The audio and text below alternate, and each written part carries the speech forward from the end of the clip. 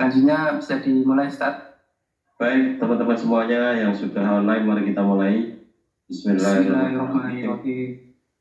Alhamdulillah, salatu wassalamu ala Rasulillah. Salam dari Al-Ustaz untuk teman-teman semuanya. Waalaikumsalam warahmatullahi wabarakatuh.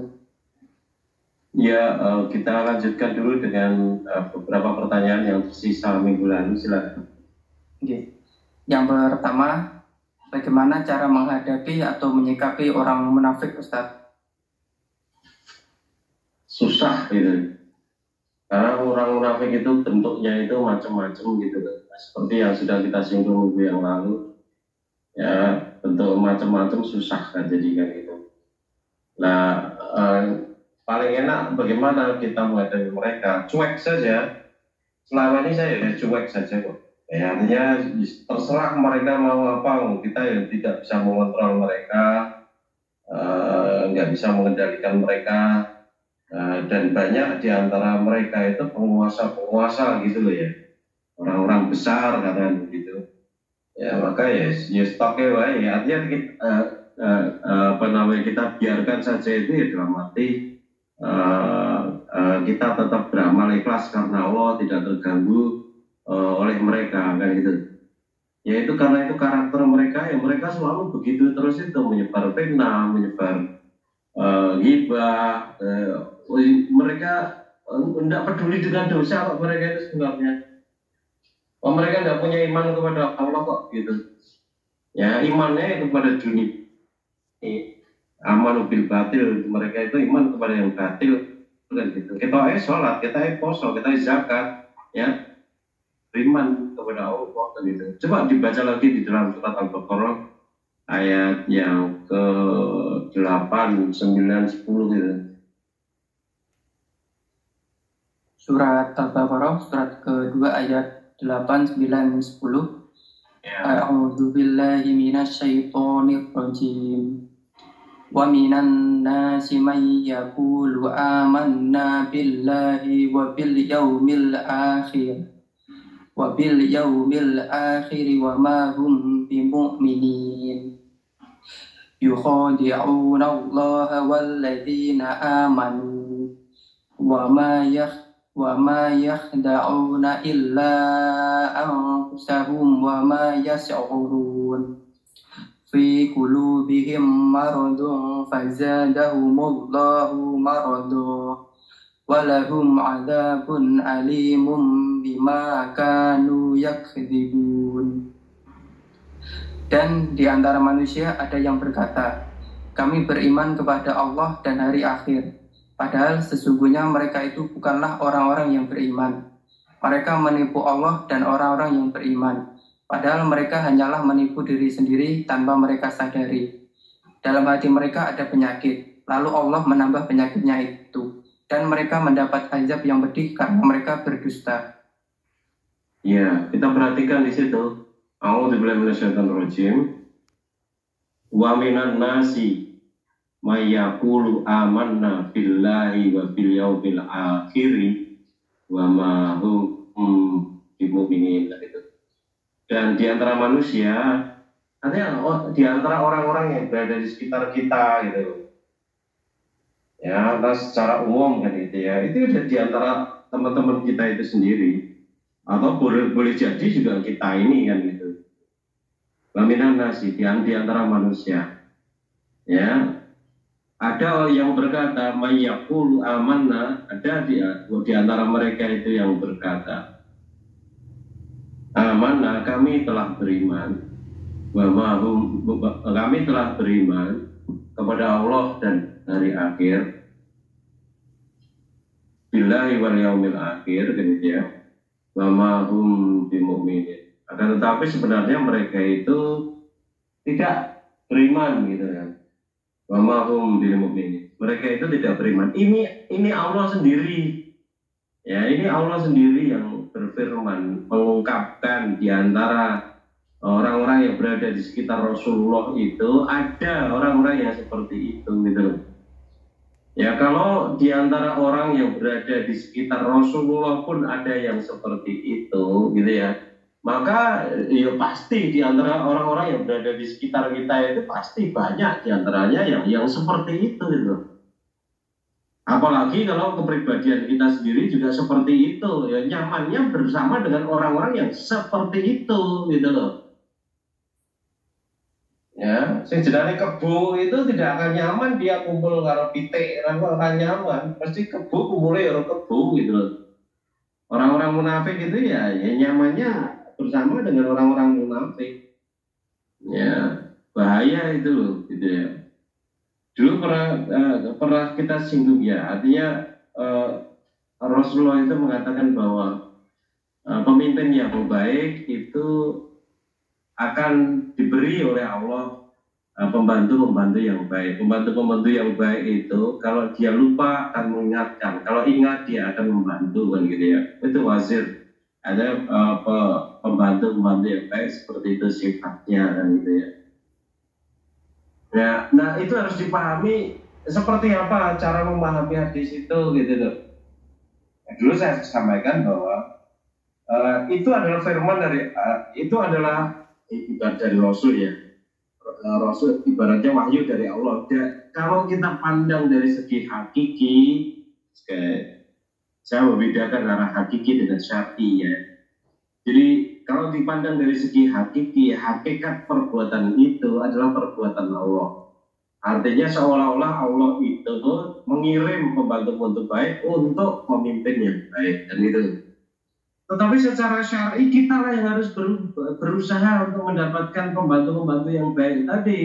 Tentu saja dengan cara memilihnya yang tidak punya sifat-sifat kemunafikan itu. Begitu terindikasi kemunafikannya, harusnya segera singkirkan. Ganti dengan yang memang betul-betul menghormati keimanan, menghargai keimanan, betul-betul beriman. Karena hakikatnya orang munafik itu tidak beriman. Nah, kalau seseorang itu pemimpin atau apapun itu merasa nyaman dengan orang-orang munafik, dia sendiri terindikasi munafik. Bahaya seperti itu. Ya. Jadi tidak kemudian kita nunggu diberikan oleh Allah pemimpin yang baik, tidak. Kita berdoa mohon kepada Allah pembantu, berharap dapat pembantu yang baik. Tetapi secara syar'i dialah yang harus, orang itulah yang harus, kitalah yang harus memilih pembantu-pembantu yang baik itu. Tentu saja yang pembantu yang baik dengan yang buruk kan mudah untuk dibedakan, bisa membedakan. Masalahnya kita merasa nyaman dengan siapa, apa yang menjadikan kita nyaman, itu yang bahaya. Maka kita bisa perhatikan pemimpin-pemimpin negara kita itu amat susah sekali untuk melakukan perubahan yang positif kepada bangsa ini karena dikeruyuk oleh orang-orang sekitarnya yang modelnya seperti itu. Modelnya hubbud dunya wa karahiyatul maut, hubbud dunya yang mereka itu betul-betul cinta dunia sehingga yang mereka pikirkan itu adalah keuntungan duniawi ini gitu.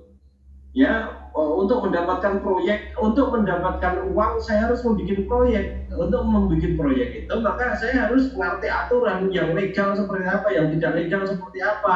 Sampai-sampai kemudian dia juga berdusta, undang ahlinya, rumput JIS katanya tidak memenuhi standar FIFA, undang ahlinya dalam rangka kemudian untuk mencairkan 6 miliar untuk renovasi rumputnya. Tetapi ternyata FIFA justru membenarkan baik. Itu sudah baik, sudah memenuhi standar, perlu dipertahankan dan sebagainya.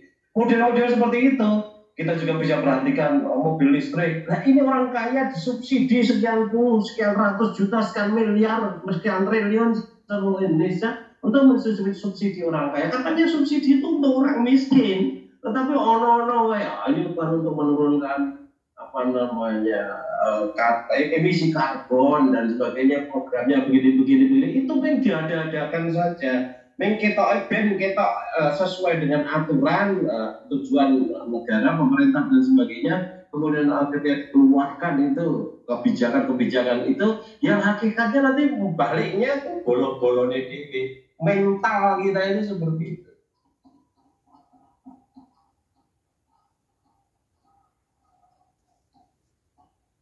Keadaan kita itu sebetulnya ya, cinta dunia seperti itu kan gitu. Nah begitu juga dengan orang-orang yang berada di sekitar kita, tidak harus bicara tentang negara, lebih kecil lagi kepada organisasi, apapun itu, organisasi kemasyarakatan, kemudaan atau apapun itu isinya juga orang-orang yang seperti itu, atau kampus-kampus juga seperti itu. Saya sudah puluhan tahun di kampus dan menyaksikan sendiri yang seperti itu. Kalau diteliti betul-betul ya, kalau diteliti betul-betul yang namanya keuangan negara bersih atau tidak bersih, mungkin saja seluruh rektor di Indonesia itu kena. Ya, dulu pernah saya sampaikan di sini juga, ada seorang menteri yang kebetulan hadir di Majelis Tafsir Al-Quran, kemudian saya diminta oleh Al-Ustadz Almarhum untuk ikram, bersaing dia dan sebagainya. Dia cerita, terbuka cerita. Sistemnya tidak memungkinkan kita untuk bersih, Pak. Pasti kena. Dia bilang begitu. Pasti kena. Hanya tinggal untung-untungan saja siapa dulu yang kena, siapa dulu yang ditangkap dan sebagainya. Dan kebetulan dia tidak termasuk orang yang ketangkap, ya untung dia. Luar biasa kan itu. Ya, maka iya caranya nggak ada wes, cuek saja, nggak usah diurus, biar saja dia berbuat makar semakar-makarnya, meskipun kita berdolimi sedolim-dolimnya, toh nanti dia juga yang akan menikmati siksa api neraka yang itu dikatakan tadi di ayat 10-nya itu. Ya, jadi ayat 9-nya mengatakan a'udzubillahi minasyaitonir rajim yukhadi'una allaha wal ladzina amanu wa ma yakhda'una illa anfusahum wa ma yash'urun, kan itu. Ya, mereka itu menipu Allah dan orang-orang beriman. Mereka merasa sukses menipu Allah, sukses menipu orang-orang beriman. Mereka merasa orang beriman yang dia perlakukan zalim itu tidak ngerti, tapi cuma diem saja. Biarlah sak mau, sak karep-karepmu, toh nanti kamu akan dibalas oleh Allah di akhirat dengan neraka jahanam. Minimal nanti dosanya dia diberi, nanti minimal dosa kita diberikan kepada dia, ya, sebagai orang yang zalim kepada kita, kan gitu. Jadi biarkan dia menumpuk ghibah, biarkan dia menumpuk fitnah, biarkan dia berbuat zalim kepada kita, toh nanti ya kedolimannya itu akan dibayarkan kepada kedoliman, dia akan dibayar kepada kita. Kebaikannya, pahalanya dia diberikan untuk kita sebagai pengganti kedolimannya itu. Ya, kalau nanti dia pahalanya sudah habis, justru malah dosa kita akan ditanggung mereka. Jadi seseorang yang dikeroyok oleh sekian orang banyak, dan yang ngeroyok itu merasa sukses dan sebagainya itu karena tidak paham agama dia. Kita aktif di dalam agama tidak paham agama. Seorang yang sukses memojokkan, menghinakan seseorang secara berombong-rombongan, berjamaah, ramai dan sebagainya, itu tidak mudah agama kita. Karena memang tidak beriman tadi, tidak beriman kepada hari akhir dia. Merasa sukses seperti itu, merasa berhasil, merasa orang-orang tidak tahu, padahal mengerti, paham betul, biarkan saja. Pahalmu nanti dialirkan ke kita, kan itu, ke saya dan sebagainya, seperti itu. Jadi orang yang baik itu tidak ada pilihan lain kecuali dia senantiasa meningkatkan kualitas kesabarannya, karena memang dia akan betul-betul dimusuhi oleh kanan, kiri, depan, belakang, dan bahkan dulu sekali lama sekali saya katakan harus siap untuk dikucilkan dia. Dan gitu, bahkan oleh keluarganya sendiri barangkali seperti itu, dan gitu. Itu orang baik itu seperti itu, gitu loh. Jadi semakin ibaratnya, kalau dulu saya katakan ibaratnya pohon yang semakin tinggi, dia semakin tinggi itu kan hempasan anginnya kan semakin besar. Apa yang arep tumbuh? Saya ngutung saja, anginnya gede banget. Aku tak melunter medun wae, linglung wae dan sebagainya. Kan tidak, harus tetap tumbuh dia, ya, tetapi dengan kekuatan yang lebih dasar. Tentu saja kan seperti itu, kan itu. Ya, dan kekuatan itu semuanya kan milik Allah. Dia dipinjami saja kekuatan dari Allah, kan gitu. Ya, ingat bahwa layang-layang juga tidak akan membubung tinggi ke atas, kan gitu, kecuali dengan angin. Angin itu ibarat hempasan dari ujian, godaan, fitnah dan sebagainya tadi kan itu. Ya, jadi bersyukurlah kalau kita memang harus berhadapan dengan orang-orang munafik itu. Ya, di satu sisi kita dipaksa untuk menjadi orang yang baik. Kalau memang kita diam, tetap meningkatkan kualitas kebaikan kita. Ya, di sisi lain nanti di akhirat dia akan menanggung resikonya yang berat dan bahkan dosa kita akan diberikan kepada mereka, minimal pahala mereka diberikan kepada kita kan itu. Nah, jadi hibur diri sendiri dengan firman Allah, hibur diri sendiri dengan sunnah Rasul, sabda Rasul dan sebagainya, bahagiakan kan gitu, diri sendiri kan itu. Jangan kemudian di fitnah ini ngenes, di fitnah ono ngenes, di gereneng ini ngenes, di enggak mati ngenes malah rugi kan gitu. Ya nikmati saja. Jadi cuek saja, biarkan saja sagelme, sakarepe. Mau konangan kemudian kamu tegur saja tetap tidak akan berubah. Karena sekali lagi hakikatnya mereka tidak beriman. Oh saya beriman saja kita tegur belum tentu bisa baik, bisa jadi baik, bisa menerima kadang beronjal. Apalagi tidak beriman seperti itu. Wama hum bimu'minin kan itu. Ya dilanjutkan di situ fi qulubi maradun fazadahumullahu marada walahum adzabun alimum bima kanu yakdzibun. Fi qulubihim, di dalam hati mereka maradun, ada penyakit yang itu. Penyakitnya ya itu tadi, penyakitnya utama tentu saja keraguan akan kebenaran akhirat. Kalau kepada kebenaran akhirat ragu berarti kan kepada Allah juga tidak iman. Kebenaran takdir juga tidak iman. Jadi saya berani mengatakan bahwa tidak iman pada satu aspek dari 6 keimanan itu berarti tidak iman semuanya. Karena satu itu terkait dengan yang lain. Kalau kita iman kepada Allah, pasti kita iman kepada Quran, pasti kita iman kepada malaikat. Karena yang memberitahukan kita tentang malaikat, sifat-sifat malaikat, fungsi malaikat, tugas malaikat dan sebagainya, itu adalah Allah. Kalau tidak ada beriman kepada malaikat, berarti kita tidak beriman kepada Allah. Kalau kita beriman kepada Allah, sudah pasti kita beriman kepada kitabnya atau Quran. Ya, karena Quran itu adalah firman Allah. Kalau kita tidak beriman kepada Quran, otomatis kita tidak akan beriman kepada Allah. Kemudian beriman kepada Nabi. Allah sendiri yang memilih Rasulullah Muhammad SAW sebagai Nabi. Ya, kalau sampai kemudian kita tidak beriman gara-gara kita menolak atau ingkar kepada aturan yang ditetapkan oleh Rasul. Ya. Apalagi yang ditetapkan oleh Allah sendiri. Artinya kita mengadopsi sifat-sifat kemunafikan di dalam kepribadian kita, menentang ayat Allah, menentang sabda Rasul, itu sudah tidak beriman. Ya, maka orang beriman, yang namanya beriman kepada Allah pasti beriman. Nah, begitu juga iman kepada takdir, baik dan buruk, karena yang menetapkan takdir itu adalah Allah. Yang menetapkan segala sesuatu peristiwa terjadi di semesta alam ini adalah Allah secara hakiki. Meskipun secara asari kita lah yang berbuat, kita yang menembak, kita yang memanah, kita yang medang, tapi hakikatnya Allah yang memberikan kemudahan itu untuk melawan musuh, mengalahkan musuh dan sebagainya.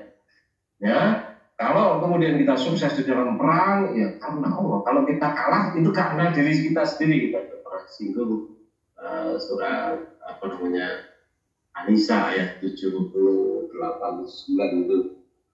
Ya. Kemudian iman kepada hari akhir yang memberitakan tentang hari akhir. Hari akhir itu sesuatu yang loh, yang memberitakan Allah sendiri, yang memberitakan Rasul sebagai satu-satunya memegang otoritas untuk mengajarkan agama ini. Memberitakan tentang adanya hari akhir. Kalau kita tidak beriman pada hari akhir, hakikatnya juga tidak beriman kepada Allah. Maka salah satu tidak beriman itu berarti tidak beriman semuanya, kan gitu. Apalagi sudah disampaikan oleh Allah juga, beriman kepada sebagian kita, tidak beriman kepada sebagian lain, hakikatnya itu tidak beriman secara keseluruhan, kan gitu. Ya, maka sekali lagi susah untuk menghadapi karena itu hakikatnya musuh dalam selimut yang namanya munafik itu, orang munafik itu. yang dia tampil dengan tampil seperti bunglon, kalau itu hijau ya hijau, kalau lingkungannya kuning ya kuning, lingkungannya ireng ya ireng dan sebagainya. Itu mudah berkamuflase seperti itu karena memang nggak ada keimanan, nggak ada rasa takut-takutnya kepada Allah, nggak ada rasa takut-takutnya kepada hari akhir, nggak ada. Ya, takutnya kalau dia melarat, takutnya kalau dia sengsara uripe nang resiko dan sebagainya tadi kubutnya bakal ya maut ya, dan benci mati atau takut mati, maksudnya dia takut resiko untuk menghadapi kematian itu ya. Jadi resikonya apa? Melarat kalau dia banyak zakat, banyak infak, banyak sedekah dan sebagainya. Resikonya apa? Apa namanya? Capek atau sakit dan sebagainya kalau berjuang fisabilillah dan sebagainya. Ya itu munafik seperti itu. Jadi kalau kembali pertanyaan bagaimana menghadapi orang-orang munafik, sudah kalau kita hanya orang biasa ya dibiarkan saja. Kita tidak bisa apa-apa, menegur pun tidak bisa. Allah negur saja dikempreti ya, Rasul negur saja dikempreti ya, apalagi kita. Ya biarkan saja, justru kita berharap nanti dosa-dosa kita ditanggung mereka, pahala mereka diberikan kepada kita, kan gitu, berjaya di akhirat nanti di dunia. Ya biar saja mereka ngumbar nafsunya seperti apa, terserah saja. Nah ini orang-orang munafik ini kalau dengar seperti saya ini panas, nyesek, ngangkeli setengah mati. Pokoknya nek perlu kan gitu, ben sadar supaya tidak terus-terusan seperti itu. Ya karena memang atas perbuatannya dia itu betul-betul secara duniawi itu orang-orang beriman itu akan dirugikan.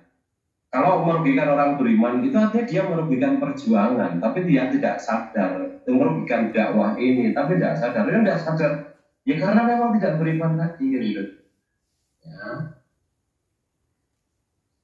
Ya. Jadi itu tetap beramal ikhlas karena Allah terus saja. Jadi ibarat biarkan haji menggonggong, kafilah tetap berlalu kan itu.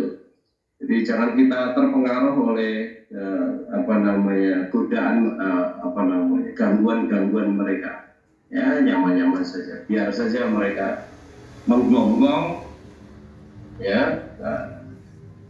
Asal orang nyampe kalau nyampe beduk gitu aja sudah selesai.